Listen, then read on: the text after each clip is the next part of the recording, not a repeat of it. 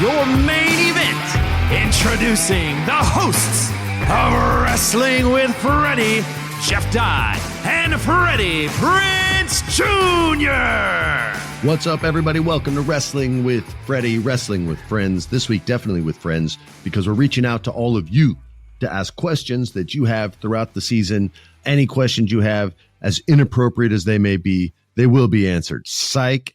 But I will be taking questions from all of you. Our producer, Alex, who's awesome and rules and loves wrestling. He's not just producing for the cash, y'all. He loves wrestling as much as we do.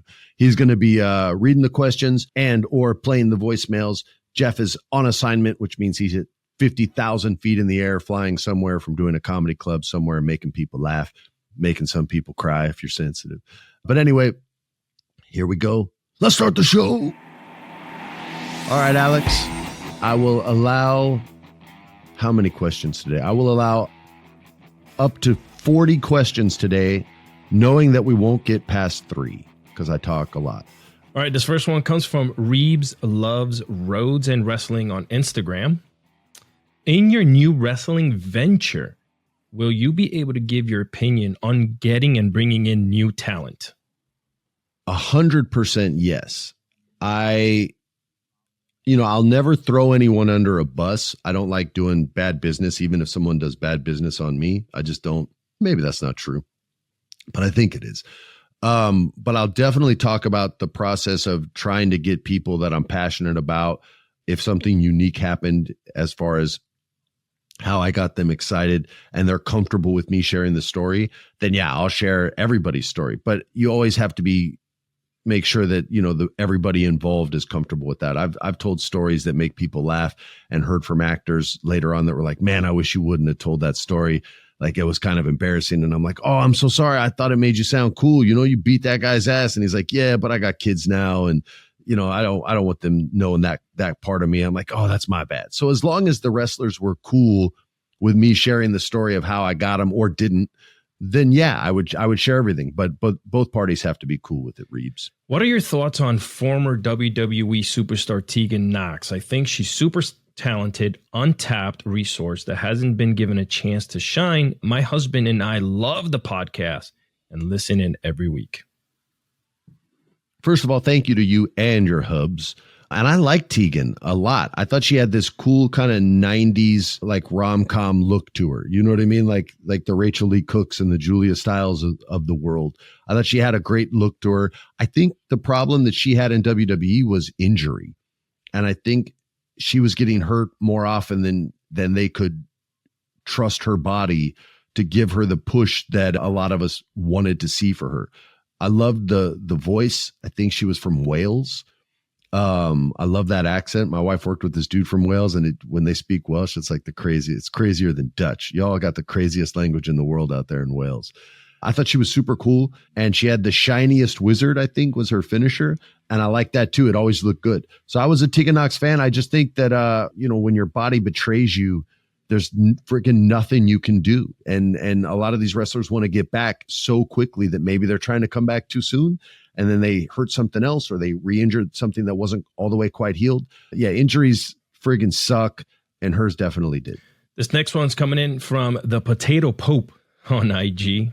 Potato Pope? With Freddie's love of Japan, I'm surprised he doesn't watch New Japan Pro Wrestling. How do we get him to talk? How do we talk him into watching Wrestle Kingdom and Wrestle Dynasty this year?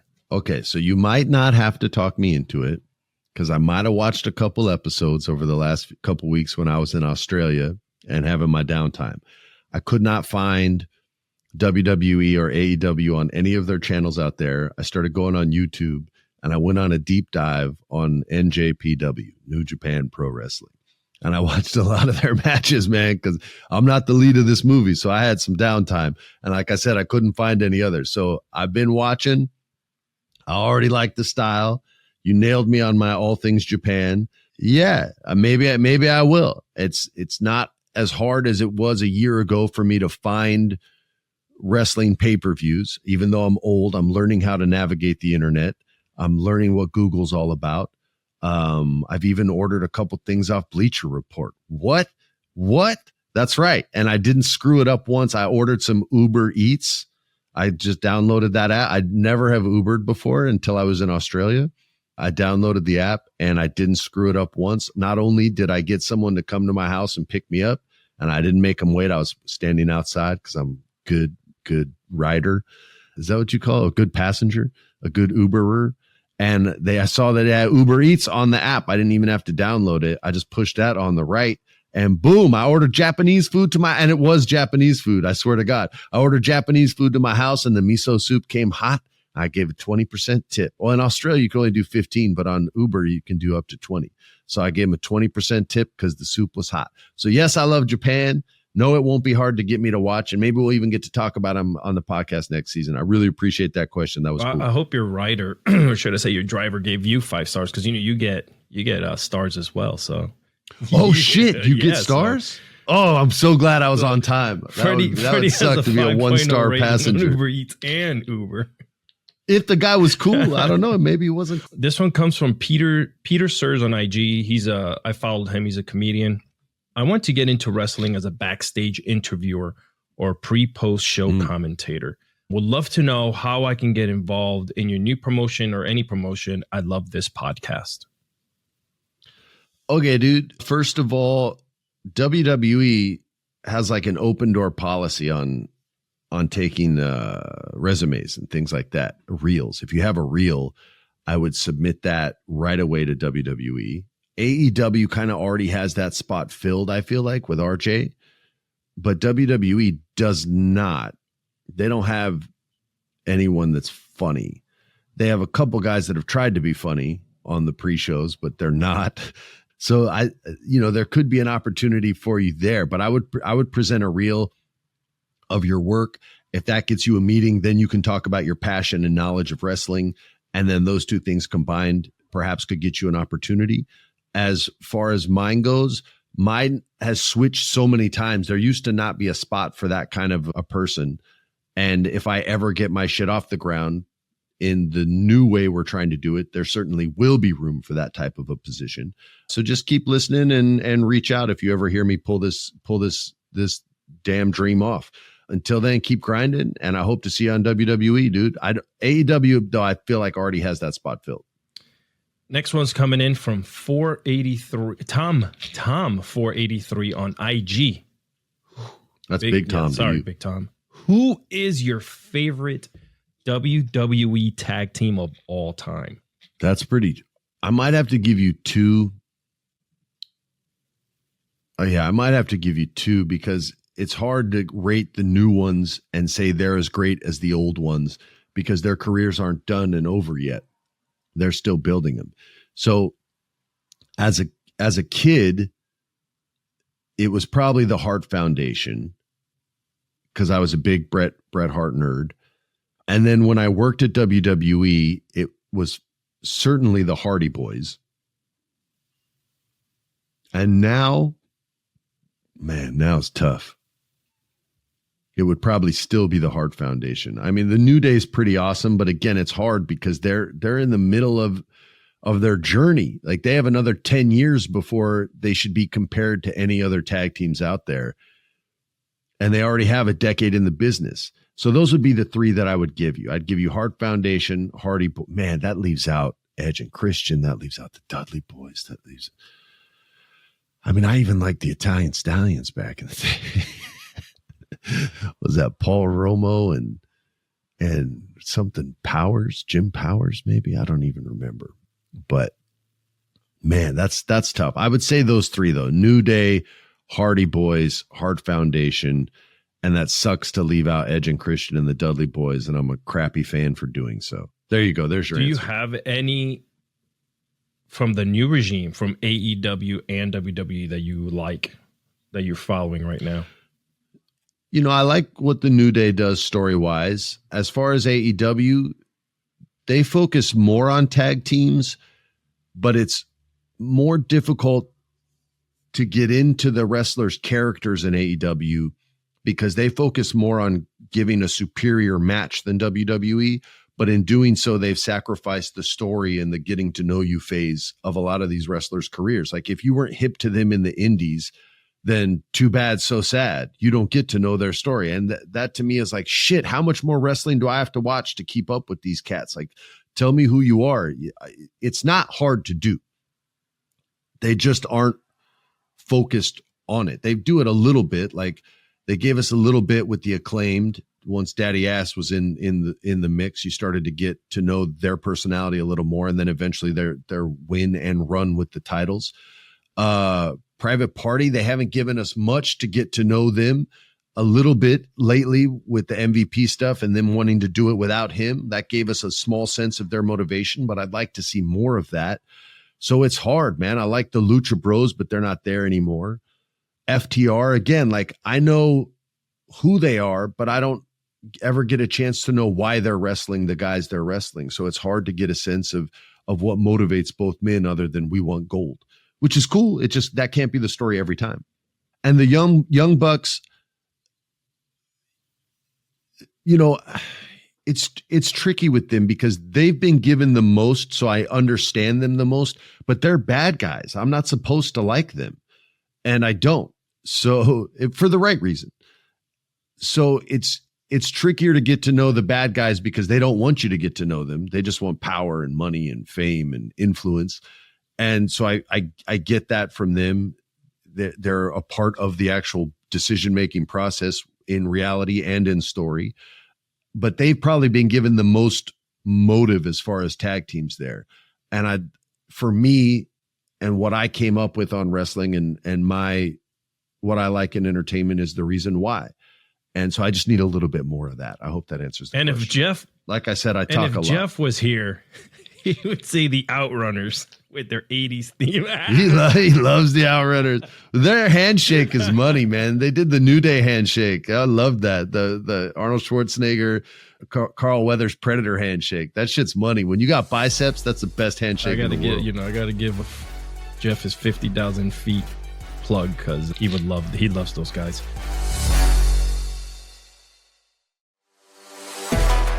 This one's coming in from Jim Balcomi 96 on Instagram.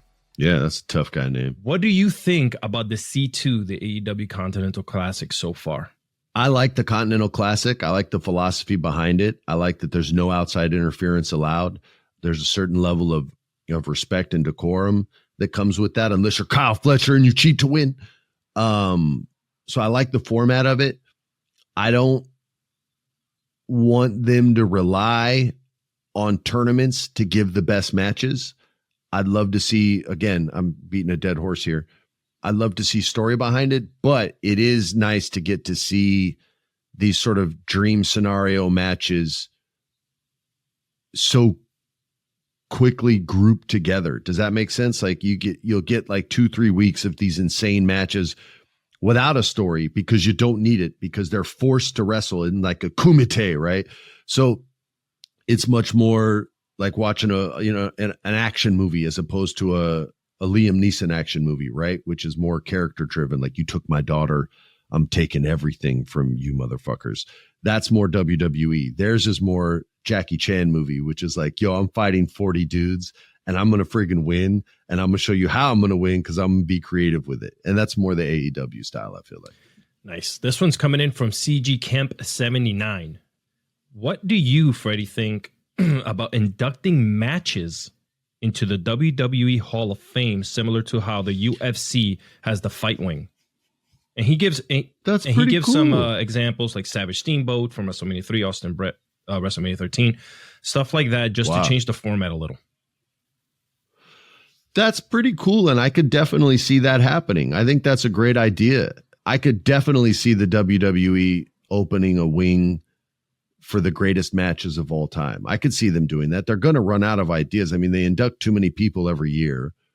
The induction process is not as legitimate as you would think. I mean, when I worked there, they were asking the writers' room to come up with who's going to go. I'm like, why are we qualified to make these nominations and doing all this? Like, shouldn't there be a board of decision makers with like all these old school people on it? But no, maybe they've changed it. But when I worked there, the selection process was bullshit. But I think that's a wonderful idea. The UFC does do that. I think the is it the Hollywood Museum of Movies, whatever it's called in Beverly Hills. They have like some of the greatest scenes of all time that you can go and rewatch. So I think that's a great idea. And I bet you see that in the near future. And when you do, you can take credit for it. You can be like, see, I said that on a podcast and some asshole at WWE heard Freddie's podcast from some other asshole and they got the idea for it and stole my idea. You're damn right they stole your idea. It was good. It was a good idea. You're not going to get paid for it, Jack. You got screwed on that, but it was a good idea. I know a lot of residuals to this podcast and to people who listen. He does mention he has a side quest. What are the odds of you going to Pittsburgh to do a Comic-Con? Love the show. That was pretty scary as well. Pittsburgh's a direct flight, so the odds are good. If I have to take 2 flights, the odds are 0. And I only do like 2, maybe 3 a year. I don't think I'm doing any this year. I'm working too much and trying to get too much shit going, and then I have to cancel. Nothing's worse than I feel so shitty when I cancel a convention. And people say like it's no big deal, like people do it all the time, but like I get it. I understand that people are buying plane tickets, people are paying for hotel rooms, and sometimes it's just to see one person, even though they know there's going to be 50 people there. Sometimes it's just to see Hayden Christensen, because you connected to that dude so much. Sometimes it's just to see Jeff Goldblum, because you love Jeff Goldblum. Sometimes it's just because you want to see me. And when I cancel, you're out. I don't know how many hundreds of dollars on your plane ticket. I don't know how much the convention cost you. I don't know how much your food cost you while you were out there. You got to freaking eat. What are you going to starve? And then you're just out all that money. And that makes me feel like shit. And I'm not able to reimburse, you guys to, even though I feel bad, like that's just not going to happen. It'd be too many of you and my ass would be bankrupt. So yeah, man, I really don't like committing to them unless I know for a fact I can be there. And this year is going to be hard. So I don't think I'm going to do any this year, but I like Pittsburgh. Saw a great Kurt Angle match in Pittsburgh. Son of a bitch. Lost to Stone Cold, but whatever. He should have won that match. Anyway, but yeah, I would totally come there and do a convention there. I just don't have plans for it in the immediate future, but you never know, my bro. Very cool. This one's coming in from AC Brooker on IG. It's 2 great names in a row. I hope those are your real names. Huge fan of the pod, guys. Top 3 on Spotify Wrapped. Wow, that's pretty cool. Nice. Also, nice. That was pretty scary in my top 5. Very good. Hey, shout out. That was pretty scary. My question is, now that we're nearing the end of 2024, what has been your most memorable moment of wrestling this year? Oh, man. That's a tough one. We watch, 8 hours of wrestling a week. That's not including the pay-per-views and premium live events. So there's a lot going on. And I want to make sure I get the year right even. They also say, do you have any iconic storylines or moments that had you really pumped, fired up, or jumping out of your seat to go with that question?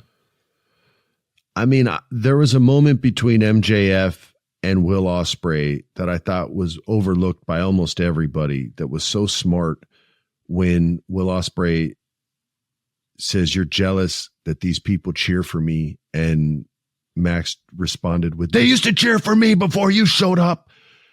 And I thought, for a heel to be that vulnerable and petty at the same time was so smart.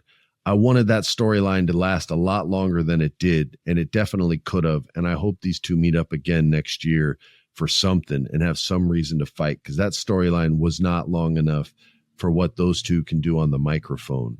But the signing of Will Ospreay and his debut in AEW, just with his song and his entrance alone, the da-da-da-da-da, I was really excited because I wasn't as hip to him as the rest of you were. I was just getting hip to him as he was getting signed and starting to watch stuff on Instagram and saw him do the flip where they did the edit with the Super Saiyan hair when he lands. Like, that was my introduction to Will Ospreay, was he was a Super Saiyan.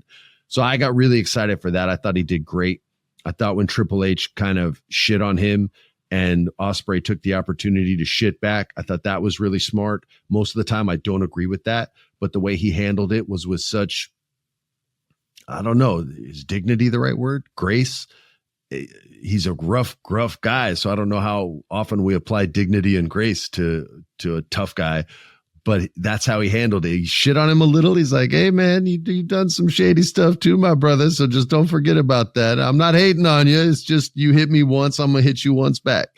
And he gave as he got. And I don't think there's anything wrong with that. So I've liked what he's brought to the table and what he's brought to the game so far. And I wish him and AEW a lot of success, because I don't want to see these guys and girls go anywhere. He did it with a lot of bruvness, I want to say. A lot of it. A lot of the bruv. Brooker also mentions, I didn't want this to go unread, that I know you're no longer in Australia, but mentioned that if you're still in Australia, you do any meets and greets from a fellow Aussie fan. No meet and greets in Australia, man. I was just there to work. No conventions or anything like that. My friend was directing the movie. She also co-wrote the movie. I was out there to kick ass for her, do my thing. We don't finish the movie until February. We shoot a little more in Los Angeles, so I have some time to kill in between. Yeah, no meet and greets out there. Just out there trying to kick as much ass as I possibly can and bring the best performance possible to camera.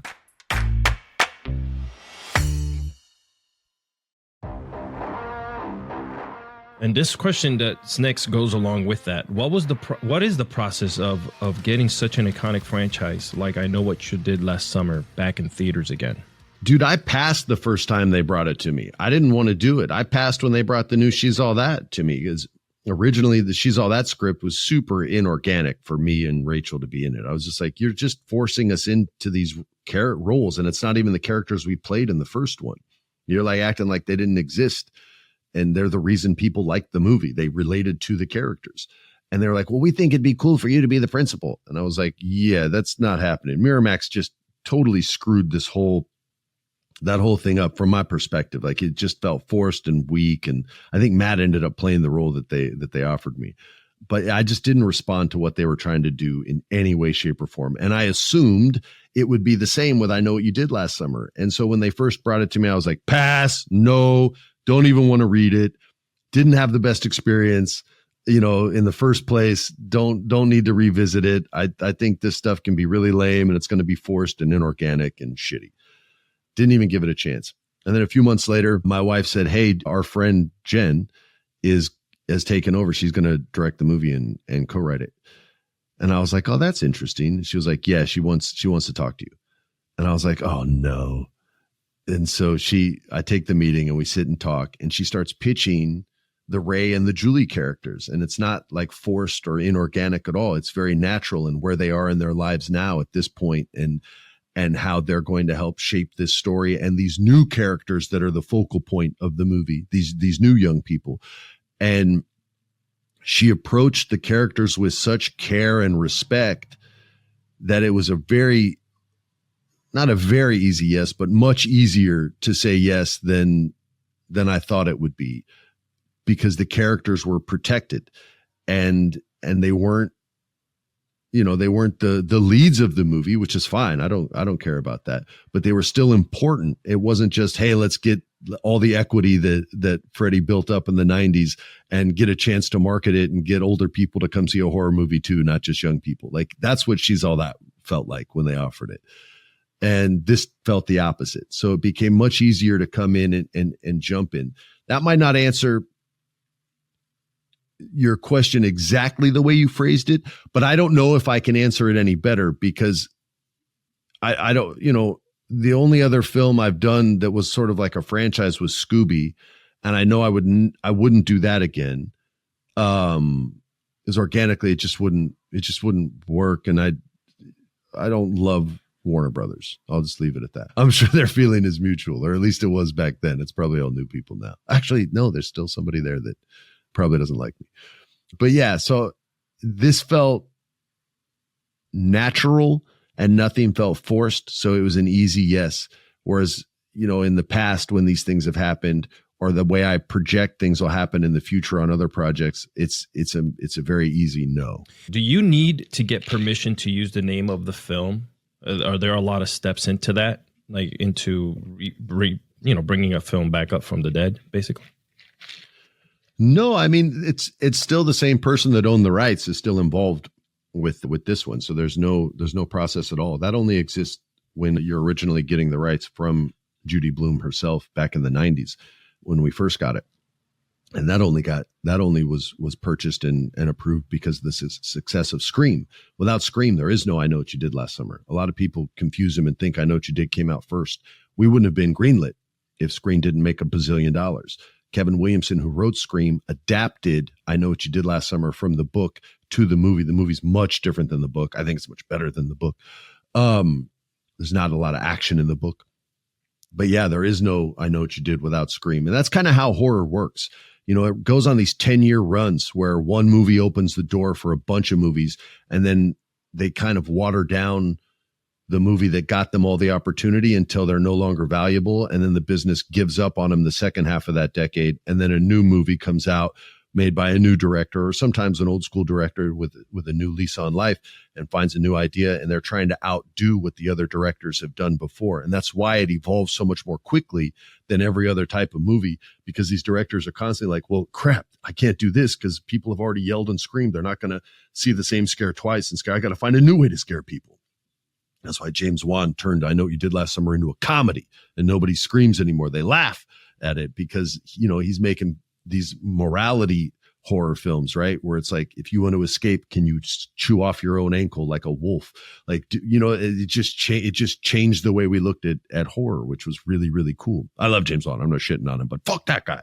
So yeah, man. So as far as like being a part of a franchise, you have to approach it with respect, right? But I think most actors are approaching their roles with respect. Most actors and most directors aren't going to go, well, I'm going to make this so much better than the original. You know, you go in there with respect and love for the original.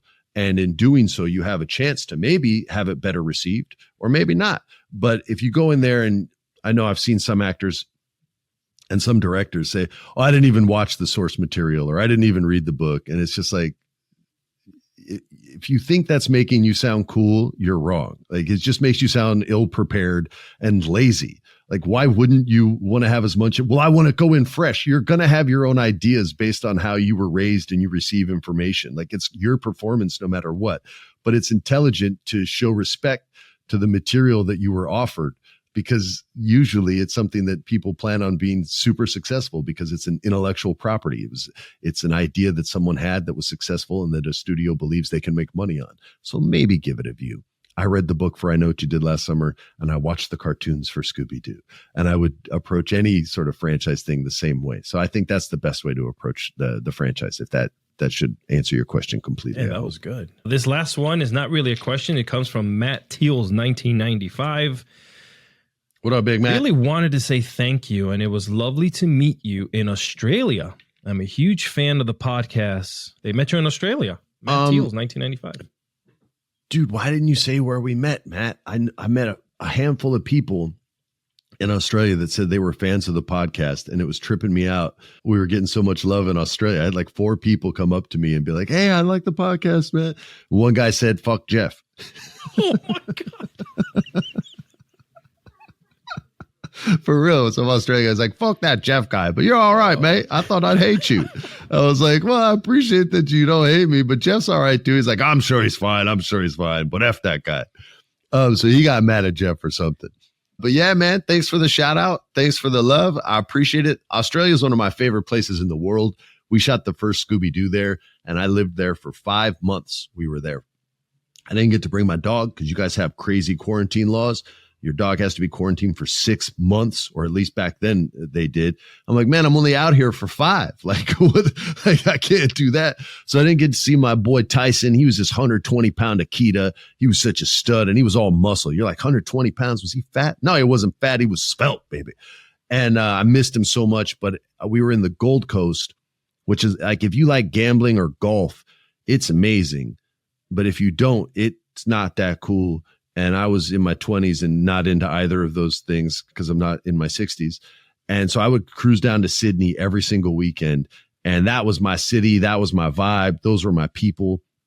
I snuck up north to this little area called Noosa and surfed some nice slow rollers. When I was there, not this trip, I didn't have time, but on the first Scooby, because, you know, a lot of scenes were just Shaggy and Scooby. I didn't have to be in those scenes, so I had days off. But yeah, I love it out there. It's such a beautiful country. The food's good. The people are good. The weather's good. The driving's crazy. but the driving in LA is way worse. So I don't know why I'm bitching about that. Holy shit. I almost died right when I got off the plane, leaving the airport like 3 different times, almost in 3 car accidents. It's just people in LA suck at driving so bad. But yeah, shout out to Australia. I love you guys. You've turned out some pretty awesome wrestlers over the years. I'm not talking about Nathan Jones, I'm talking about Kyle Fletcher, baby. Kyle Fletcher. Nathan Jones was awesome in Ong Bak, though. I don't know if you guys have seen Ong Bak. It's this movie with this guy named Tony Jaa. He does like Muay Thai in his movies. He's like the Jackie Chan of Thailand. And he did this movie where these people were stealing his elephants and like selling them to zoos. And he's like, yo, fuck zoos, fuck you. And Nathan Jones is like, no, fuck you. And he beats him up. And then at the end of the movie, he comes back and he beats Nathan Jones. Is huge. Nathan Jones is like 6'8", like 305 pounds of just pure muscle against Tony Jaa, who's like $155, little Muay Thai guy, maybe like 5'4", 5'5", and he has to like just do everything Muay Thai can do to beat your ass, and he does, and he beats up Nathan Jones. So you lost, Nathan Jones. Suck it. Kyle Fletcher for life. That's the end of our episode, y'all. Thanks for listening. Happy holidays. Peace. This has been a production of iHeart's My Cultura Podcast Network. For more podcasts from iHeartRadio, visit the iHeartRadio app, Apple Podcasts, or wherever you listen to your favorite shows.